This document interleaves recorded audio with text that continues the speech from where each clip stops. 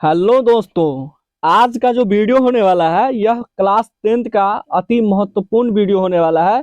इससे बाहर 2024 के एग्जाम में नहीं पूछा जाएगा। अगर यह दोनों चैप्टर से अगर पूछता है तो अगर प्रकाश का परावर्तन और प्रकाश का बर्तन चैप्टर से पूछा जाएगा क्वेश्चन, तो ये तो 100% गारंटी है कि इसी जो हम क्वेश्चन आज प्रैक्टिस कराने वाले हैं उसी में से पूछा जाएगा, उससे बाहर नहीं पूछा जाएगा। क्या कि यह क्वेश्चन जो हम लाए हैं यह बिल्कुल क्वेश्चन बैंक से छाटा हुआ क्वेश्चन है और 2024 के एग्जाम के दृष्टिकोण से अति महत्वपूर्ण क्वेश्चन को इसमें शामिल किया गया है। अगर आप वीडियो को अंत तक देखते हैं तो इससे बाहर क्वेश्चन नहीं जाने वाला है। आप यह वीडियो को अधिक से अधिक प्रैक्टिस कीजिए। अगर आप यह पीडीएफ का लाभ उठाना चाहते हैं तो SPDF24 का व्हाट्सएप चैनल जो है डिस्क्रिप्शन में लिंक दिया गया है, वहां से आप यह पीडीएफ को प्राप्त कर सकते हैं। क्या कि यह जो पीडीएफ बनाया गया है यह बहुत ही सोच समझ करके जो है बनाया गया है और एक दृष्टिकोण से बनाया गया है कि 2024 का पैटर्न को देखते हुए, है ना। चलिए वीडियो को हम स्टार्ट करते हैं। वीडियो में अंत तक बने रहे, आपका पूरे कॉन्सेप्ट क्लियर होने वाला है। अगर मान लीजिए कि आप यह चैप्टर ना भी पढ़े हुए हैं फिर भी आपको समझ में आएगा और इसी में से क्वेश्चन आएगा, यह 100% गारंटेड है। चलिए पहला क्वेश्चन देखते हैं। कह रहा है आपका कि प्रकाश एक रूप है। प्रकाश क्या चीज का रूप है? तो प्रकाश एक ऊर्जा का रूप है। प्रकाश से हमें क्या मिलता है? ऊर्जा मिलता है, यानी कि शक्ति मिलती है जिससे हम कोई भी वस्तु को आसानी से देख पाते हैं।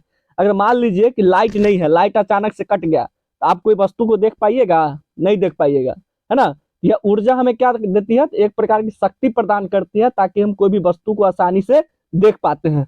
तो यह जो हो जाएगा आपका करेक्ट आंसर कि प्रकाश एक रूप है, क्या चीज का? ऊर्जा का रूप है। तो आपका करेक्ट आंसर हो जाएगा ऑप्शन नंबर बी। चलिए नेक्स्ट क्वेश्चन देखते हैं। 2 नंबर क्वेश्चन कह रहा है कि किसी माध्यम में प्रकाश की किरणें माध्यम के कणों को क्या करती है? जब किरण जो आती है तो माध्यम में जो कण है, मान लीजिए कि हवा है, हवा में धूल कण मिट्टी सब रहता है, उड़ता हुआ प्रतीत होता है जब उस पर धूप पड़ता है ना। तो वह क्या कर देती है? प्रकाश। तो यह धूल कण को गर्म कर देती है। ऑप्शन नंबर बी में कह रहा प्रकाशित कर देती है धूल कण को। ऑप्शन नंबर सी में कह रहा माध्यम के कणों में गति प्रदान कर देती है, यानी कि कण पे जब धूप पड़ती है तो वह जो कण होती, धूल मिट्टी का जो कण होता है जिसे हम क्या कहते हैं? तो गर्दा। वो गर्दा को क्या कर देता है? उसमें गति ला देता है और स्पीड कर देता है, या जो लाइट उस पर पड़ता है तब।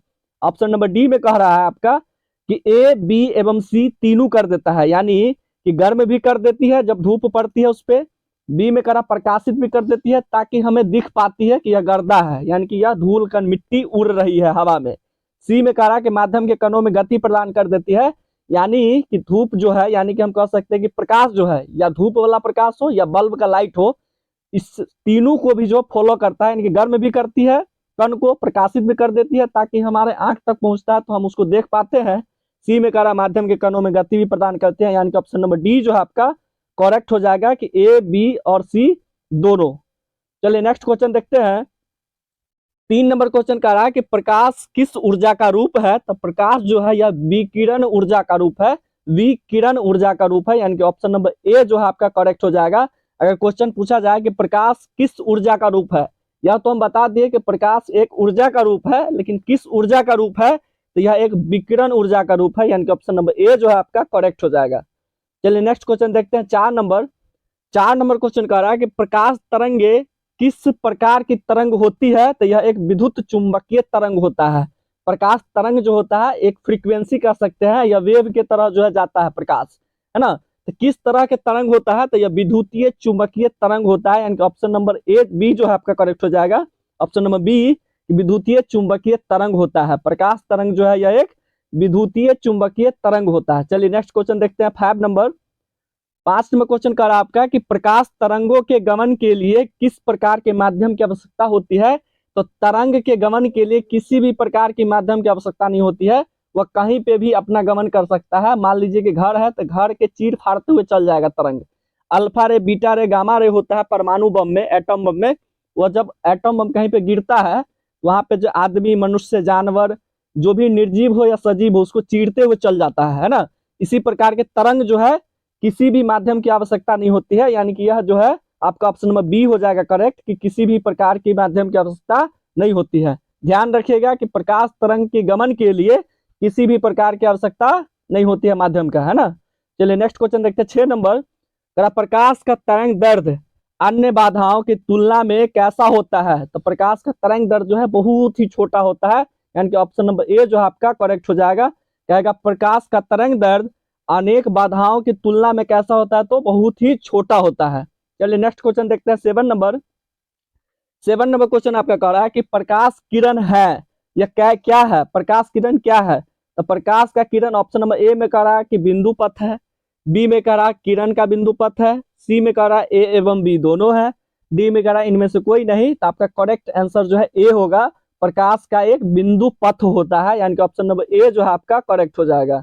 चलिए नेक्स्ट क्वेश्चन देखते हैं। 8 नंबर क्वेश्चन कह रहा है कि प्रकाश के परावर्तन के कितने नियम है? यह जो क्वेश्चन है आपका 2015, 2020 और 2021 3 साल पूछा गया है। 2015 में भी पूछा गया था यह क्वेश्चन, 20 में भी और 21 में भी पूछा गया है, और हो सकता है कि आपके एग्जाम 24 में भी आ जाए कि प्रकाश के परावर्तन के कितने नियम है। तो प्रकाश के परावर्तन के जो है 2 नियम है, और प्रकाश के अपवर्तन का भी 2 ही नियम है।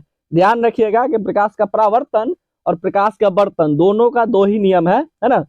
कहीं से भी क्वेश्चन हार्ड नहीं आने वाला है आपका 2024 के एग्जाम में। जो क्वेश्चन प्रैक्टिस करवा रहे हैं उसी में से ही रहेगा, है ना। आप लोग शांति से वीडियो को अंत तक देखिए और बस याद करते जाइए।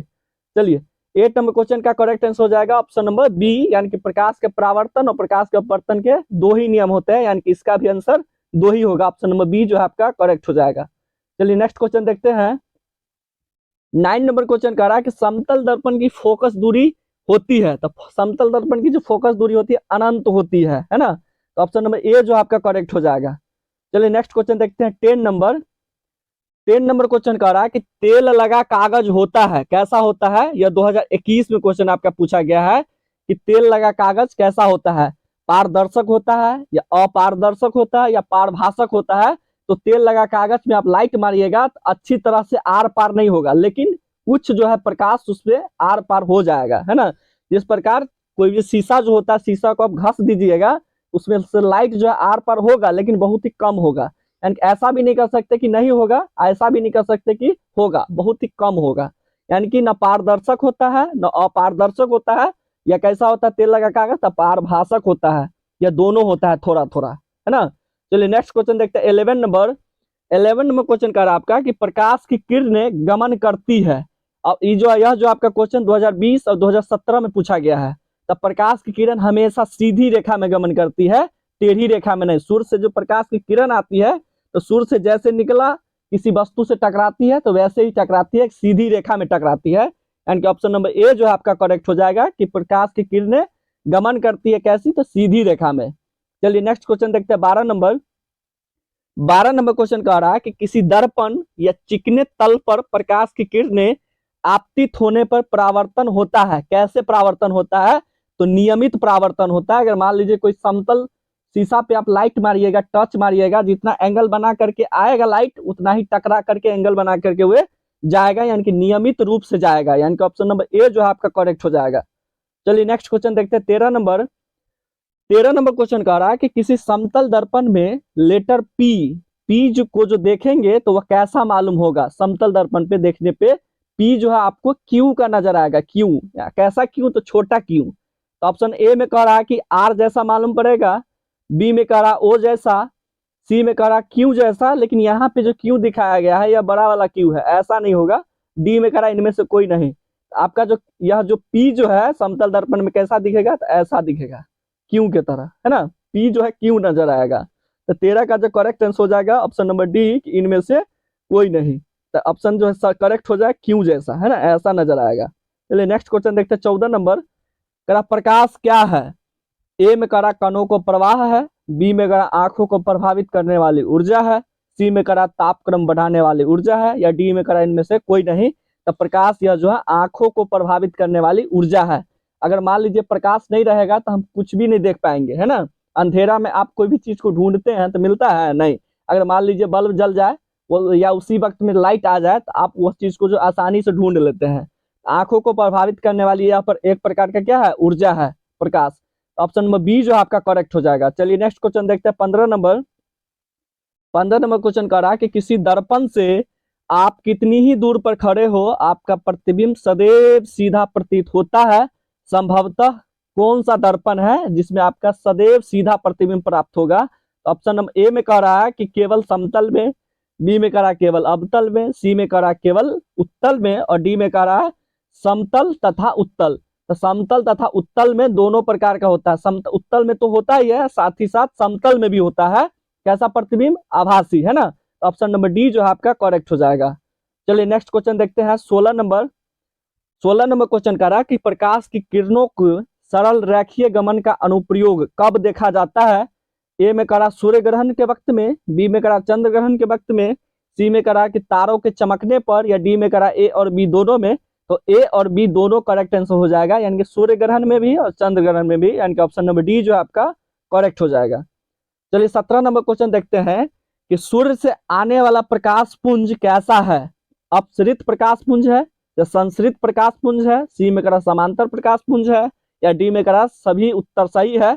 तो जो सूर्य से आने वाली प्रकाश का जो पुंज होता है, यानी किरण के पुंज को किरण पुंज कहते हैं, तो प्रकाश के पुंज को प्रकाश पुंज ही कहेंगे, यानी किरण का पुंज का ही दूसरा रूप है प्रकाश पुंज, यानी कि संसरित प्रकाश पुंज होता है, यानी कि ऑप्शन नंबर बी। ध्यान रखना है कि सूर्य से आने वाली प्रकाश पुंज कैसा होता है? तो संसरित प्रकाश पुंज होता है। चलिए नेक्स्ट क्वेश्चन देखते हैं। 18 नंबर क्वेश्चन कह रहा है कि प्रकाश स्रोत के परमीय ने एक हरे रंग की छड़ी को खड़ा कर रख देने पर उसकी छाया कैसी बनेगी? यानी कि एक हरा रंग की छड़ी है तो उसका छाया कैसा बनेगा? तो किसी भी कलर का छाया जो है ब्लैक ही बनता है, यानी कि काला ही बनता है। ऐसा नहीं है कि लाल रंग का जो कोई चादर है तो उसका जो है प्रतिबिंब बन जाएगा कैसा? उजला। ऐसा नहीं है कि कोई लाल रंग का आदमी शर्ट पहन के खड़ा है तो उसका प्रतिबिंब पीला बन जाए। कोई भी चीज हो, प्रतिबिंब हमेशा काला ही बनता है, यानी कि ऑप्शन नंबर ए में कह रहा कि लाल रंग की, बी में हरी रंग की, सी में काली रंग की, यानी कि ऑप्शन नंबर डी में जो है आपका करेक्ट हो जाएगा। क्वेश्चन था कि आपकी हरी रंग की छड़ी को अगर लाइट के सामने रख दिया जाए तो प्रतिबिंब कैसी प्राप्त होगी? तो काली रंग की ही प्राप्त होगी। प्रतिबिंब हमेशा काला रंग का ही होता है, यानी कि छाया जो होता है हमेशा काला रंग का होता है। 19 नंबर क्वेश्चन कह रहा है कि प्रकाश स्रोत के सामने एक गेंद को रखने पर उसकी छाया कैसी बनती है? तो गेंद है तो यानी कि गोला है, वृत्त की तरह है, तो गोला चीज का गोला ही प्रतिबिंब बनेगा। जैसे मान लीजिए कोई खूंटा ठार है, या कोई भी बांस ठार है, कोई पेड़ ठार है, या कोई भी मकान ठार है, तो जिस आकृति का होता है प्रतिबिंब वैसे ही बनता है। तो अगर मान लीजिए कोई गोल चीज है रखा हुआ तो प्रतिबिंब कैसा बनेगा? गोला ही बनेगा, यानी कि वृत्ताकार बनेगा, है ना। गेंद कैसा होता है? वृत्ताकार। ऑप्शन नंबर बी जो आपका करेक्ट हो जाएगा। चलिए नेक्स्ट क्वेश्चन देखते हैं। 20 नंबर क्वेश्चन कह रहा है आपका कि दृष्टि के भौतिक अनुभूति को क्या कहा जाता है? तो दृष्टि की जो भौतिक अनुभूति है उसको हम प्रकाश कहते हैं, यानी कि ऑप्शन नंबर जो है ए करेक्ट हो जाएगा कि प्रकाश, है ना। चलिए नेक्स्ट क्वेश्चन देखते हैं। 21 नंबर क्वेश्चन आपका कह रहा है कि किसी वस्तु की छाया तभी बन सकती है जब प्रकाश की किरणें गमन करेगी। यह 2019 में पूछा गया क्वेश्चन है। कह रहा किसी वस्तु की छाया तभी बनेगी जब प्रकाश कैसी आएगी? तो वह जो सीधी रेखा में आएगी। हमेशा सूर्य से जो आती हुई प्रकाश होती है सीधी रेखा में आती है, या क्वेश्चन पूछ दे कि प्रकाश कैसे गमन करती है, तो प्रकाश एक सीधी रेखा में गमन करती है। तो आपका करेक्ट आंसर हो जाएगा सीधी रेखा में, है ना। चलिए नेक्स्ट क्वेश्चन देखते हैं। आपका 22 नंबर क्वेश्चन कह रहा है कि किरणों के समूह को क्या कहा जाता है? तो किरण पुंज कहा जाता है। जिस प्रकार मान लीजिए कि गेहूं का जो पूंजा होता है, पूंजा तो उसको गेहूं का पूंजा कहते हैं।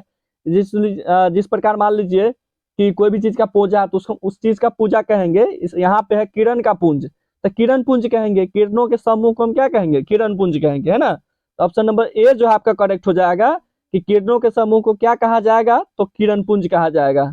चलिए नेक्स्ट क्वेश्चन देखते हैं 23 नंबर। किसी उच्च कोटि की पॉलिश किए हुए गए दर्पण अपने पे पड़ने वाले प्रकाश को परावर्तित करता है। किस प्रकार से परावर्तित करता है? आप लोग जो मिरर देखे होइएगा, यानी कि आईना। आईना में जो है एक तरफ से क्या होता है? पेंट किया रहता है ना। उसमें जो कार्टून का लेयर चढ़ा दिया रहता है, और दूसरे तरफ से क्या रहता है? उस प्रकार एकदम जो समतल रहता है और एक पारदर्शी रहता है ना। तो उस पे जो आप मारिएगा टच शीशा पे, यानी कि मिरर पे, तो कैसे परावर्तित करते हैं? जो भी लाइट आता है सभी लाइट को क्या कर देता है? भेज देता है, इसी प्रकार जिस प्रकार आता है ना। तो पूर्ण रूप से जो है परावर्तित कर देगा, यानी कि ऑप्शन नंबर ए जो आपका करेक्ट हो जाएगा। चलिए नेक्स्ट क्वेश्चन देखते हैं 24 नंबर। आधुनिक क्वांटम सिद्धांत के अनुसार, है ना, पर प्रकाश को क्या कहा गया है? यानी कि आधुनिक क्वांटम सिद्धांत के आधार पे प्रकाश को क्या कहा गया है? तो एक कण माना गया है। प्रकाश को जो है एक धूल कण जो होता है ना, धूल कण, छोटा सा टुकड़ा, उसी प्रकार जो प्रकाश को क्या माना गया आधुनिक क्वांटम सिद्धांत के अनुसार, तो एक कण माना गया है, यानी कि ऑप्शन नंबर बी जो आपका करेक्ट हो जाएगा। आपका 25 नंबर क्वेश्चन कह रहा है कि गोलीय दर्पण परावर्तक पृष्ठ की वृत्ताकार सीमा रेखा का व्यास क्या कहलाता है। यह 2022 में क्वेश्चन पूछा गया है। आपका ऑप्शन ए में कहता है कि मुख्य फोकस कहेंगे, बी में करा वक्रता त्रिगुण कहेंगे, सी में प्रधान अक्ष और डी में करा गोलीय दर्पण का द्वारक कहेंगे। कुछ ऐसा जो फिगर होता है जिसपे जो हम क्या करते हैं, एक लाइट को गुजारते हैं, तो ऐसे जो बीचे बीच होता है जहां से क्या होता है, हम मुख्य अक्ष से समांतर अगर लाइट मारते हैं तो यहाँ से जो है परावर्तन हो जाता है ना। इसको हम क्या कहते हैं, बीच वाला को हम कहते हैं द्वारक, है ना। तो आपका ऑप्शन नंबर डी जो आपका करेक्ट हो जाएगा कि गोलीय दर्पण का हम लोग उसे क्या कहते हैं, द्वारक कहते हैं। चलिए नेक्स्ट क्वेश्चन देखते हैं। 26 नंबर क्वेश्चन कह रहा है कि किस दर्पण में दूर की वस्तु का प्रतिबिंब सदैव सीधा होता है। ऐसा कौन सा दर्पण है जिसमें दूर की वस्तु का प्रतिबिंब सदैव सीधा होती है। यानी कि ऑप्शन नंबर जो है आपका ए में कह रहा है कि केवल अवतल दर्पण में, सी में कह रहा है केवल समतल दर्पण में, बी में कह रहा है केवल उत्तल दर्पण में और डी में कह रहा है समतल अथवा उत्तल दर्पण में। यानी कि ऑप्शन नंबर डी जो है आपका करेक्ट हो जाएगा कि समतल अथवा उत्तल दर्पण में जो है प्रतिबिंब सदैव सीधा होता है। उत्तल दर्पण में तो हमेशा सीधा ही होता है और साथ ही साथ समतल दर्पण में भी सीधा ही होता है। तो सीधा जो होगा प्रतिबिंब तो हमेशा आभासी होगा और उल्टा होगा तो हमेशा क्या होगा, सीधा उल्टा होगा, है ना। उल्टा होगा तो हमेशा वास्तविक होगा, काल्पनिक होगा तो हमेशा कैसा होगा, सीधा, और वास्तविक होगा तो हमेशा उल्टा होगा। चलिए नेक्स्ट क्वेश्चन देखते हैं 27 नंबर। चलिए नेक्स्ट क्वेश्चन देखते हैं 26 नंबर। कह रहा किस दर्पण में दूर की वस्तु का प्रतिबिंब सदैव सीधा होता है। तो वह जो सीधा हमेशा जो प्रतिबिंब होता है दर्पण में, उत्तल दर्पण में हमेशा सीधा होता है और अवतल दर्पण में सिर्फ एक जगह हमेशा सीधा होता है जब वस्तु ध्रुव और फोकस के बीच में होता है, वरना हमेशा जो उत्तल दर्पण में कैसा होता है तो वस्तु सीधा ही होता है। अब वस्तु अगर सीधा होगा तो उसका प्रतिबिंब कैसा होगा, तो आभासी होगा या कह सकते हैं कि काल्पनिक होगा। अगर वस्तु उल्टा है, प्रतिबिंब उल्टा है, तो वो फिगर कैसा बनेगा, तो वास्तविक बनेगा। चलिए नेक्स्ट क्वेश्चन देखते हैं। यानी कि 26 का करेक्ट आंसर हो जाएगा कि समतल अथवा उत्तल लेंस में, उत्तल दर्पण में, सॉरी उत्तल दर्पण में। चलिए नेक्स्ट क्वेश्चन देखते हैं 27 नंबर। अवतल दर्पण की फोकस दूरी होती है, कैसी होती है। तो अवतल दर्पण में ध्यान रखना है कि दर्पण हो अवतल या लेंस हो। अवतल अगर कह रहा है तो उसमें फोकस दूरी हमेशा कैसे होगा, तो नेगेटिव होगा, यानी कि ऋणात्मक होगा। और उत्तल दर्पण हो या उत्तल लेंस हो उसमें हमेशा फोकस दूरी कैसा होगा, तो धनात्मक होगा। यानी चलिए तो यहाँ आपका कह रहा है कि अवतल दर्पण की फोकस दूरी होती है, तो कैसी होती है, तो हमेशा जो है ऋणात्मक होती है। यानी कि ऑप्शन नंबर बी करेक्ट हो जाएगा। ध्यान रखना है कि अवतल दर्पण हो या अवतल लेंस हो, फोकस दूरी हमेशा नेगेटिव होगा, यानी कि ऋणात्मक होगा। और अवतल लेंस हो या फिर दर्पण हो, उत्तर में हमेशा धनात्मक होगा। चलिए नेक्स्ट क्वेश्चन देखते हैं 28 नंबर।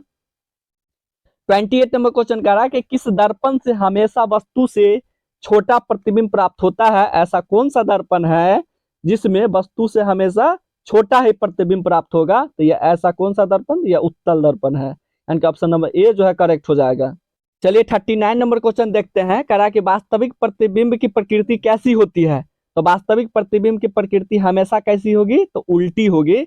और हमेशा कहेगा काल्पनिक प्रतिबिंब या आभासी प्रतिबिंब, आभासी प्रतिबिंब के हमेशा सीधा होगा, क्योंकि मुख्य अक्ष के यह समांतर ऊपर होगा तो सीधा, और मुख्य अक्ष से नीचे होगा तो कैसे कहेंगे हम, उल्टा, है ना। तो वास्तविक प्रतिबिंब हमेशा मुख्य अक्ष के या कह सकते हैं कि प्रधान अक्ष के नीचे बनता है, यानी कि उल्टा होगा, है ना। तो ऑप्शन नंबर बी जो आपका करेक्ट हो जाएगा कि वास्तविक प्रतिबिंब की प्रकृति कैसी होती है, तो उल्टा होता है।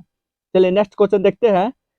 30 नंबर क्वेश्चन कह रहा है कि मुख्य अक्ष दर्पण के ध्रुव पर क्या क्या होता है। तो मुख्य अक्ष जो है दर्पण के ध्रुव पे हमेशा अविलंब होता है, यानी कि ऑप्शन नंबर ए जो है करेक्ट हो जाएगा कि मुख्य अक्ष जो होता है ध्रुव पे क्या होता है, तो अविलंब होता है, यानी कि बीचे बीच होता है, अविलंब होता है।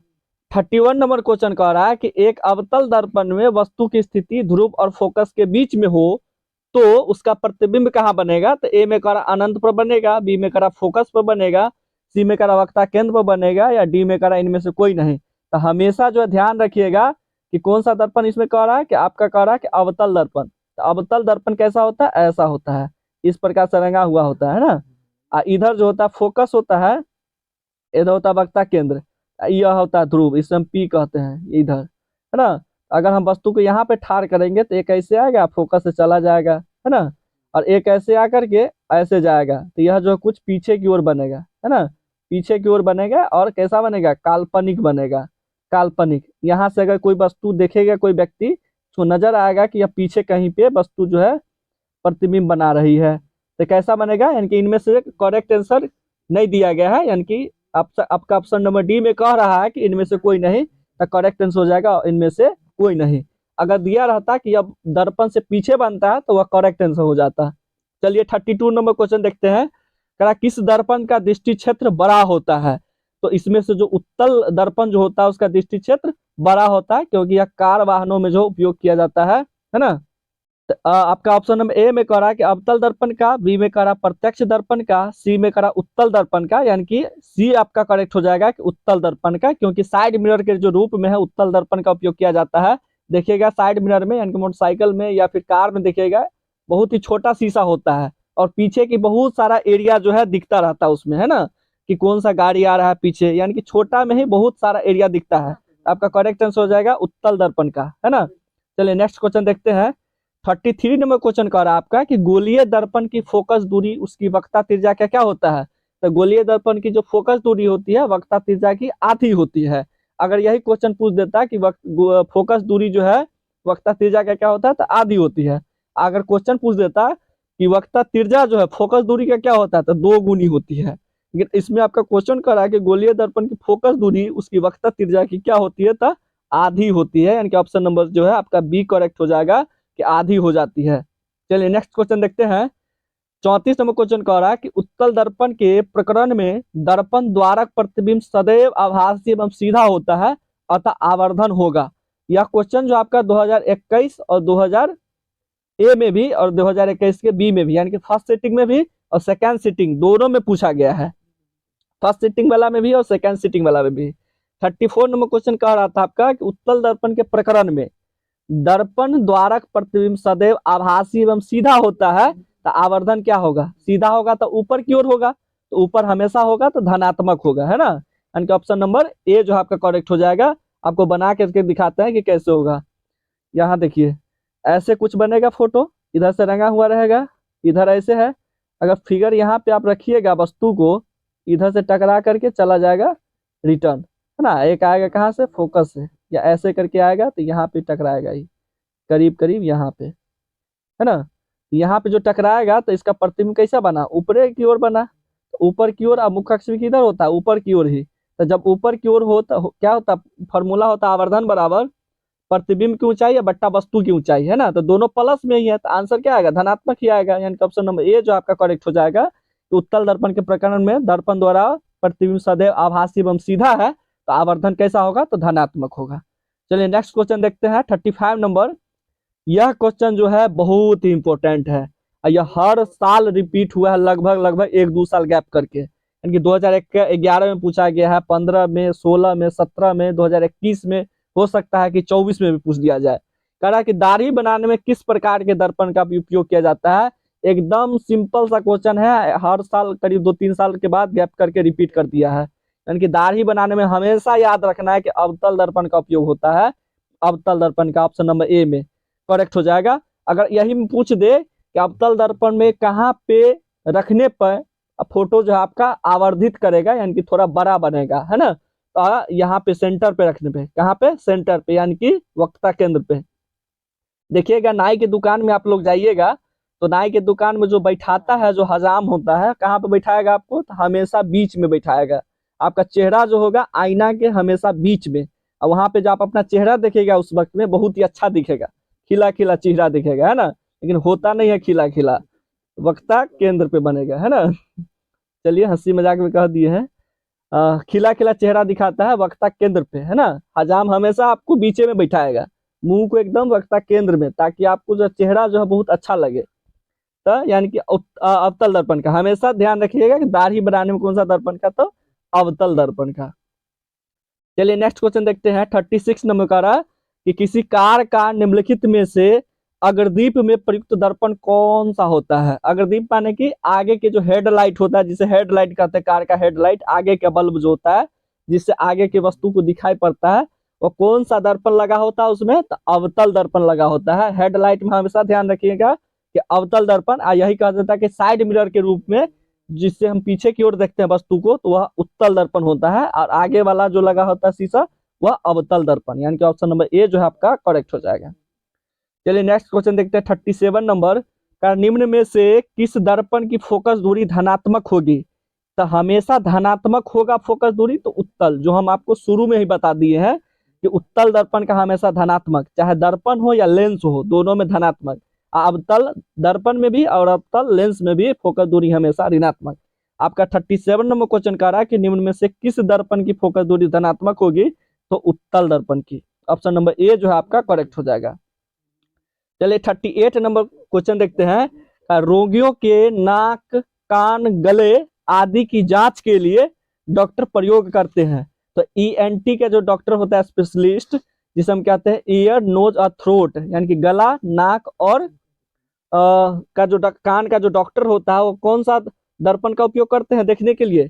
तो हमेशा जो उपयोग करते हैं ऑप्शन, यह जो क्वेश्चन जो है 2018 और 22 2 साल पूछा गया है, हो सकता है 24 में आने का संभावना है। हमेशा अवतल दर्पण का उपयोग करते हैं डॉक्टर, जो है रोगी का नाक, कान और गले को जो जांच करता है उसमें अवतल दर्पण का उपयोग करते हैं, यानी कि ऑप्शन नंबर ए जो है आपका करेक्ट हो जाएगा। चलिए नेक्स्ट क्वेश्चन देखते हैं 39 नंबर, कह रहा है कि गोलीय दर्पण की वक्रता त्रिज्या 40 सेंटीमीटर हो तो उसकी फोकस दूरी क्या होगा? तो इसका फॉर्मूला होता है एफ बराबर आर बट्टा 2। तो जब कह रहा आर क्या है तो वक्रता त्रिज्या, तो वक्रता त्रिज्या दिया गया है 40 बट्टा 2, तो काटेंगे तो कितना बार में कट जाएगा? 20 बार में। एफ कितना आ गया आपका 20, यानी कि 20 सेंटीमीटर, यानी कि ऑप्शन नंबर सी जो है आपका करेक्ट हो जाएगा। क्वेश्चन कह रहा है कि गोलीय दर्पण की वक्रता त्रिज्या 40 सेंटीमीटर हो तो उसकी फोकस दूरी क्या होगा? यानी कि 20 सेंटीमीटर होगा। चलिए नेक्स्ट क्वेश्चन देखते हैं 40 नंबर, करा सोलर कुकर में प्रयोग किए जाते हैं। तो सोलर कुकर में हमेशा अवतल दर्पण का उपयोग किया जाता है, यानी कि option number A. 41 number question कह रहा है कि आई बराबर आर नहीं लागू होता है। ऑप्शन नंबर ए में करा कि समतल दर्पण में, समतल दर्पण में हमेशा जो है आपतित किरण जो होती है हमेशा परावर्तन किरण के बराबर होता है। अवतल दर्पण में भी सेम होता है, उत्तल दर्पण में भी होता है कि आपतित किरण परावर्तित किरण के बराबर होता है। तो डी आपका करेक्ट हो जाएगा कि किसी में नहीं, यानी कि तीनों में होता है, तो डी करेक्ट हो जाएगा। आपका क्वेश्चन कह रहा है कि आई बराबर आर नहीं लागू होगा, तो ये तीनों में होगा, तो डी आपका करेक्ट आंसर हो जाएगा कि किन्हीं में नहीं। 42 नंबर क्वेश्चन कह रहा है कि टॉर्च से किस प्रकार की प्रकाश किरण पुंज की प्राप्ति होती है? तो टॉर्च से हमेशा जो है अपसारी किरण पुंज की प्राप्ति होती है। अपसारी को ही संश्रित प्रकाश किरण पुंज कहा जाता है, यानी कि ऑप्शन नंबर सी जो आपका करेक्ट हो जाएगा कि अपसारी किरण पुंज की प्राप्ति होती है टॉर्च से। कहेगा लेजर लाइट से किस प्रकार का होता है? तो समांतर किरण पुंज की प्राप्ति होती है ना। चलिए नेक्स्ट क्वेश्चन देखते हैं 43 नंबर। 43 नंबर क्वेश्चन कह रहा है कि 20 सेंटीमीटर के फोकस दूरी वाले अवतल दर्पण को सूर्य के प्रकाश के सामने रखा जाता है, तो इसके सामने डी दूरी पे रखी माचिस की तीली जल उठती है, तो डी का मान क्या होगा? चलिए क्वेश्चन आपका कह रहा है कि 20 सेंटीमीटर है ना फोकस दूरी वाले अवतल दर्पण, तो यहाँ है फोकस, ये अवतल दर्पण है, इधर से रंग देंगे, तो डी कहाँ पर है? यहाँ पे है। तो सूर्य से आती प्रकाश की किरणें जो है टकरा के दर्पण से यहाँ से जाती है, यानी कि डी यहीं पे है, और जा भी रही है कहाँ से? तो यहीं से, तो वह कहाँ पर होगा? डी का मान क्या होगा? तो 20 सेंटीमीटर होगा, क्या है कि यहाँ से यहाँ की दूरी 20 सेंटीमीटर है, तो फोकस पे है, और सूर्य से आने वाली किरण दर्पण से टकरा के फोकस से ही जा रही है, तो डी वहीं पे था वहीं से जा रहा है, यानी कि डी का मान 20 सेंटीमीटर आएगा, यानी कि ऑप्शन नंबर ए करेक्ट हो जाएगा। वो दिया हुआ भी वही है, पूछ भी रहा है वही चीज कि क्या होगा डी का मान, तो 20 सेंटीमीटर होगा। 44 नंबर क्वेश्चन कह रहा है कि उत्तल दर्पण में किस प्रकार का प्रतिबिंब बनता है? तो उत्तल दर्पण में हमेशा आभासी प्रतिबिंब बनेगा, यानी कि ऑप्शन नंबर बी जो है आपका करेक्ट हो जाएगा कि आभासी प्रतिबिंब। यही पूछ देता है कि अवतल दर्पण में, तो दोनों आभासी भी तथा वास्तविक भी। यहाँ पे पूछा गया उत्तल दर्पण में, तो उत्तल दर्पण में हमेशा आभासी प्रतिबिंब प्राप्त होगा, और आभासी हमेशा सीधा होता है और वास्तविक हमेशा उल्टा होता है। चलिए नेक्स्ट क्वेश्चन देखते हैं 45 नंबर क्वेश्चन, करा दाढ़ी बनाने के लिए उपयुक्त गोलीय दर्पण में सीधा प्रतिबिंब प्राप्त करने के लिए चेहरे को रखना होगा, तो चेहरे को कहाँ रखना होगा? ऑप्शन नंबर ए में करा वक्ता केंद्र पर, बी में वही कह रहा है कि वक्ता केंद्र के बाहर, सी में करा वक्ता केंद्र और मुख्य फोकस के बीच में, और डी में करा कि इनमें से कोई नहीं, तो आपका ऑप्शन नंबर ए जो है करेक्ट हो जाएगा। यही बता रहे थे हम कि दर्पण दाढ़ी बनाने जाइएगा तो हमेशा आपको जो है हजाम कहाँ रखेगा? तो बीच में, चेहरा को बीच में रखेगा, यानी कि सेंटर में रखेगा, और सेंटर को क्या कहते हैं? वक्ता केंद्र कहते हैं, यानी कि ऑप्शन नंबर ए में। ताकि आपका चेहरा अच्छा दिखे, है ना। दोस्तों वीडियो का साइज जो है बहुत बड़ा हो चुका है, करीब आधा घंटा तक पहुंच गया है। नेक्स्ट वीडियो में हम जो है या प्रकाश का आवर्तन चैप्टर को देखने वाले हैं, है ना, ताकि वीडियो जो है छोटा बनाया जाए। चलिए नेक्स्ट वीडियो में मिलते हैं फिर से प्रकाश के आवर्तन के साथ। यह भी वीडियो जो है आपको डिटेल में मिलेगा। आप अगर चैप्टर ना भी पढ़े हैं तब पर भी आपको यह वीडियो समझ में आएगा ही आएगा, है ना। और यह सारा वीडियो बहुत ही इंपॉर्टेंट है जो आपके 2024 में डायरेक्ट पूछा जाएगा, है ना।